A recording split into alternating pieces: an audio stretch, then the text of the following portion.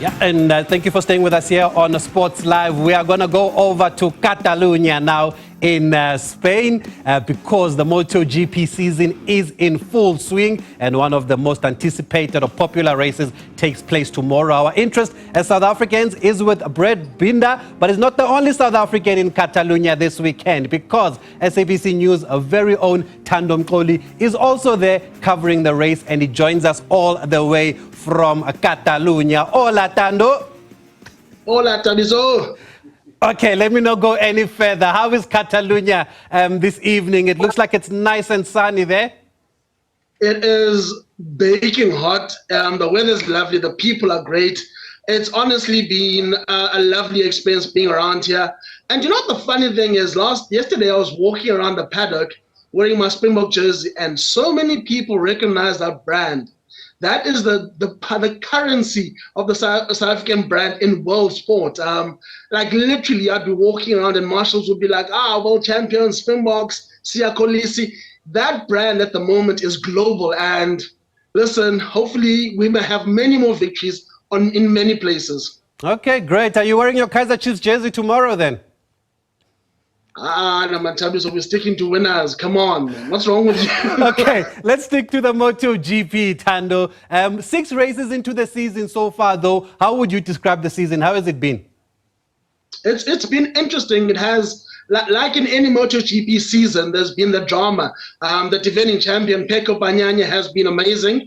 He's had literally ups and downs, but still, the champion that he is, he's always at the front end competing for race wins. Brad Binder has also had an impressive start to the season. Very unlucky today.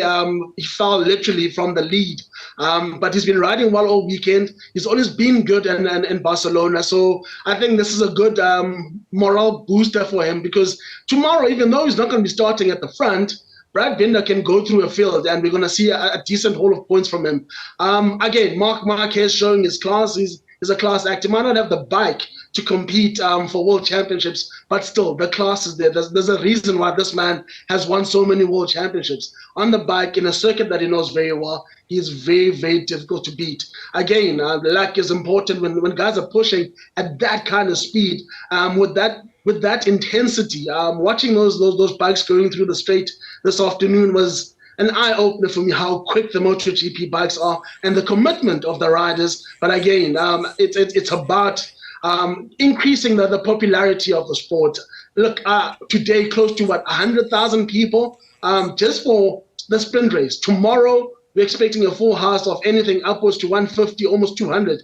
That's the popularity of something as big as this in Catalunya. And again, it's another interesting fact about this sort of race. A guy like Valentino Rossi, who's retired for a couple of years now, still everywhere you look, you see that VR 69 number. It's the legacy continues, the class continues, and that's all you want, I suppose. You spoke about the popularity of the Springboks and how they are easily recognized, even when you are in Spain. What about Brad Binder, though? How is the feeling around Brad Binder? He starts third on the grid tomorrow, but overall, how do you describe his impact in MotoGP?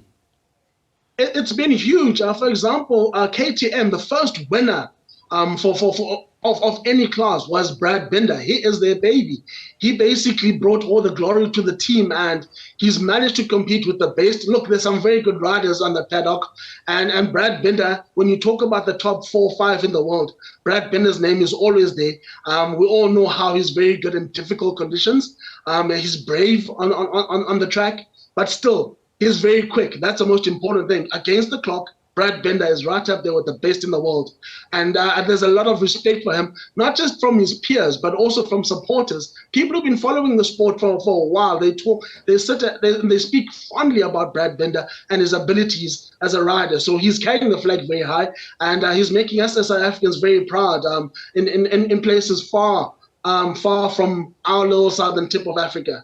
Yeah, and how's the pressure on Jorge Martin leading the standings at the moment? How is he expected to fare tomorrow?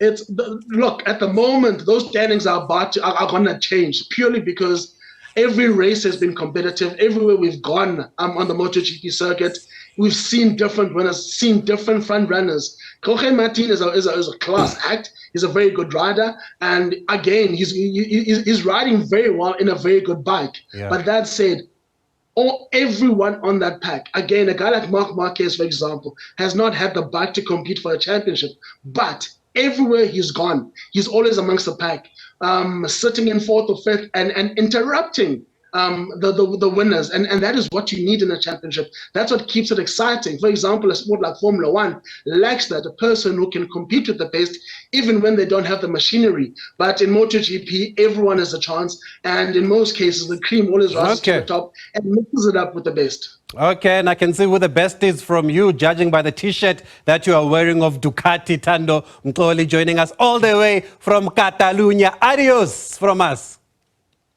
Ciao, ciao. Okay, that is Thando. They're looking ahead to the Moto GP. Should be an exciting race tomorrow, and he's clearly having a lot of fun.